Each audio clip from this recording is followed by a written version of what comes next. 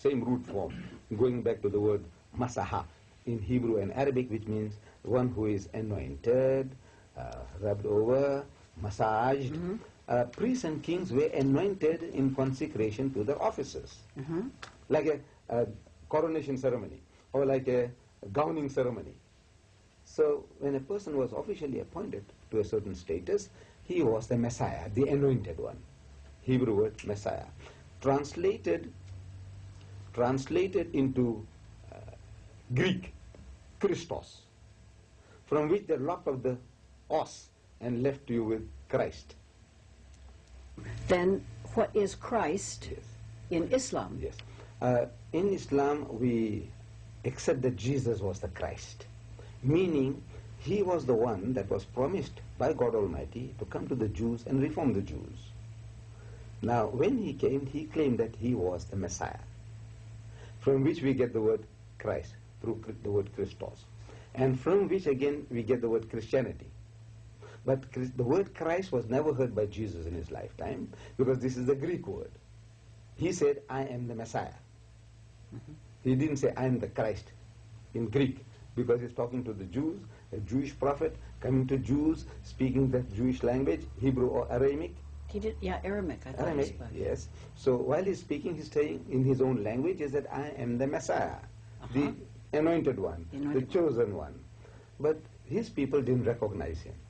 They insinuated that he was an impostor, and as such, they had him hanged on the cross. The Muslim attitude is that he was the true messenger of God, and he was the Messiah.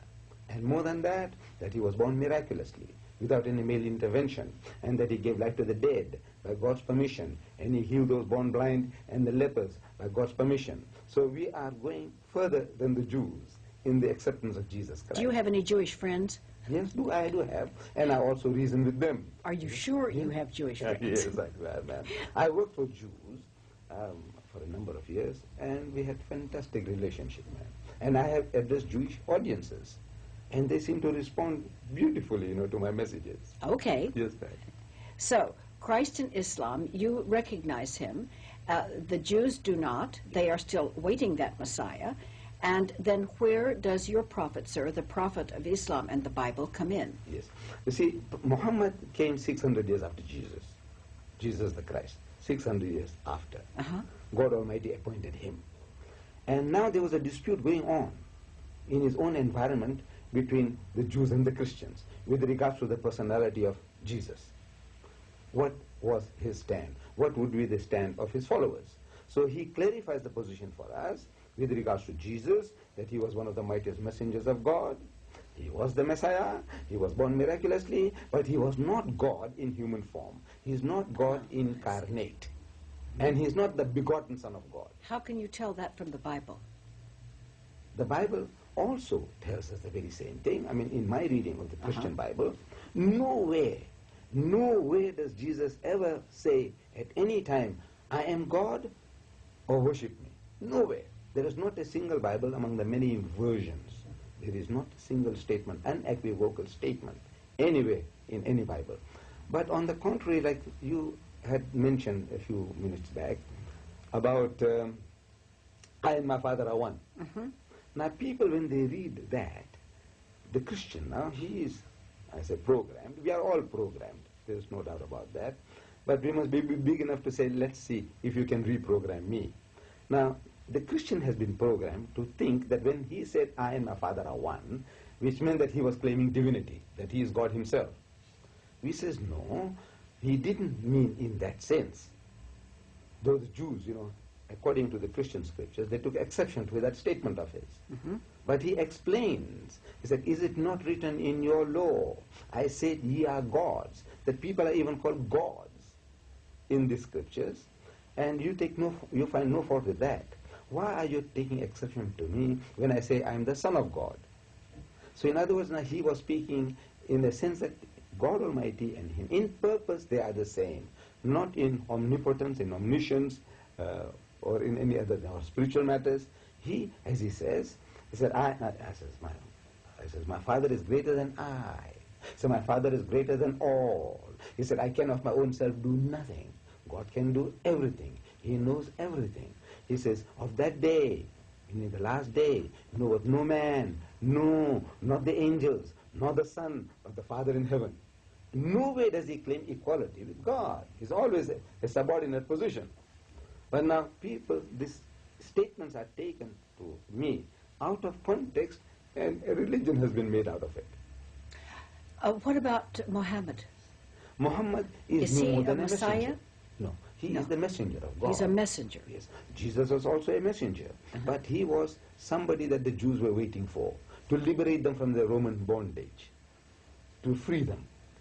He had come to do a spiritual job of work. As he told Pilate, Pontius Pilate, he says, my kingdom is not of this world. In other words, mine is a spiritual kingdom. I want to elevate these people spiritually. The people of the time, naturally being under bondage, under Roman rule, they wanted somebody, a physical liberator, making them masters of the world. So the man was not prepared to do that. So the Jews as a people, they had rejected him. But we feel that he was the Messiah that was promised to the Jews.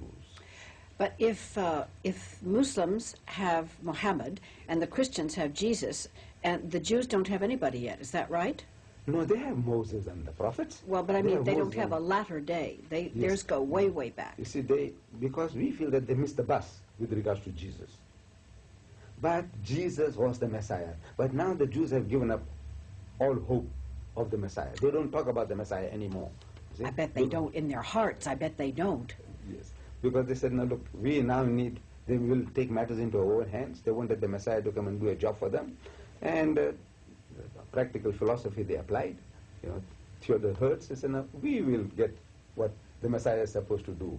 And they did it. 1948, they established the state of Israel.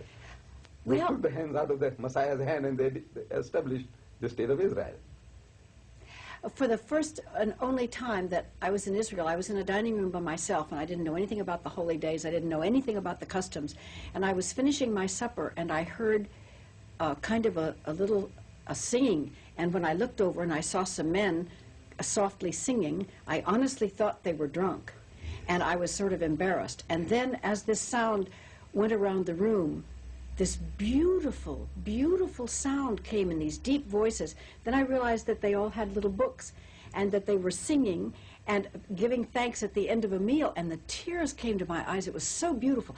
And I felt the Spirit so strongly. I can't describe to you how strongly I felt that. And I truly felt that I was linked. I didn't know what they were singing. I didn't know anything about it, but I knew that the presence of the Spirit was there. And that's what I call the Spirit that I felt when I first saw you. That same Spirit, because you have a radiant face, you know. No, you do. And you don't have all those worry lines and those lines of anguish that people that don't know God. Yes, and so I feel that in you, I felt it in them, and I hope it is observed in a tiny bit in myself, and that's to me what's that unity. Is that the Christ? Is that Spirit? Is that, did Muhammad have a word for it? What is that? I think it is to be in tune with God. See, if we are trying to fulfill the plan of God, His word, automatically I feel that this Spirit permeates in the person. Though you might carry what I would say wrong labels. You know, we can have wrong labels put onto ourselves because we think maybe if I put this label is the right one or that one, but I think it's not the label. It is the Spirit, haqq, truth. The Quran says, Al-haqqu min rabbikum wa la takun min al-mumtareen. It says truth comes from God alone. So do not be of those who doubt. There is only one truth, and that truth is from God. Whatever God says is truth. Once you are in tune with that, you vibrate on His wavelength. You don't become gods, but you are on His same vibration as His vibration. Now, Mr. Deedat, how can you explain, sir, with your deep knowledge of all of the religious literature, how can you explain that people from your religion, people from Christianity, people from Israel,